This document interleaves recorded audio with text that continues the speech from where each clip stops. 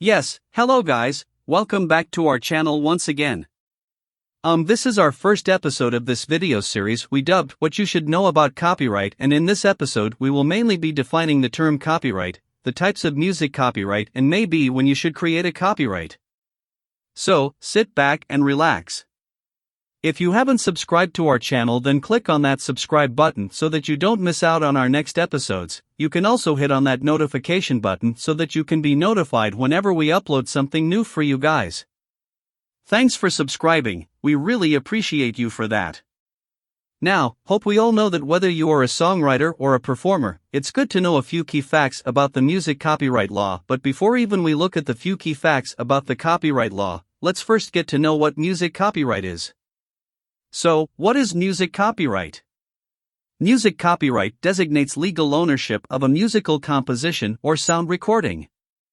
This ownership includes exclusive rights to redistribute and reproduce the work, as well as licensing rights that enable the copyright holder to earn royalties. Now that everyone knows what music copyright is, let's also look at the two types of music copyright. When you hear a song play on the radio, you might think that there's only one copyright for the song, owned by the artist whose voice you hear. But that is not the case.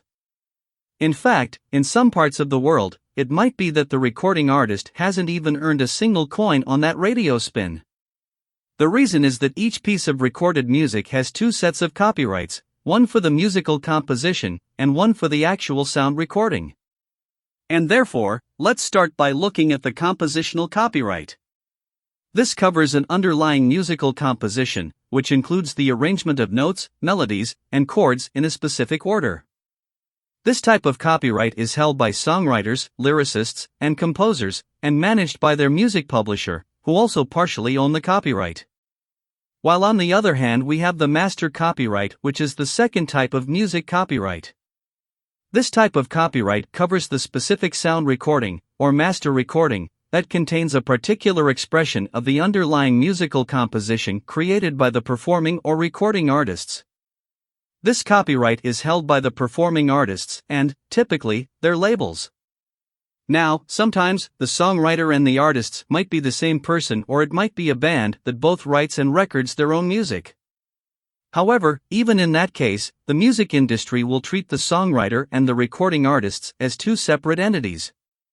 So, now that we know what music copyright is and its two types, let's also look at when copyrights are created. So, when are copyrights created?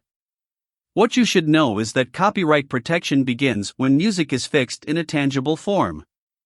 That is to say, fixation occurs when a song is recorded in an audio file or when the musical composition work is notated on a music sheet or a digital file. For compositions, the copyright is automatically created when music or lyrics are recorded, put on paper, or otherwise written down in a document. Even if it's a simple tweet or a crumpled napkin. And for master recordings, the copyright is created as soon as a sound recording is fixed. Meaning that the sounds must be captured in a medium from which they can be perceived, reproduced, or otherwise communicated. This may be in a digital track, disc, tape, or other formats. However, while the initial copyright is created as soon as the musical work is fixed, you may need to take extra steps to ensure that the copyright is actually enforced. And usually this depends on where you live. For example, in Europe, no additional registration of the copyright is needed to enforce copyright protections, but in the US, you will need to register the copyright with the Copyright Office to get full copyright protection. Think that's all we had to look at in this episode. Thank you for watching. You can also give us your view about this episode through the comments section. And maybe before I forget, in the next episode we will be looking at the exclusive rights held by the copyright owners, and therefore for you not to miss out on our next episode, subscribe to the channel and turn on the notifications button.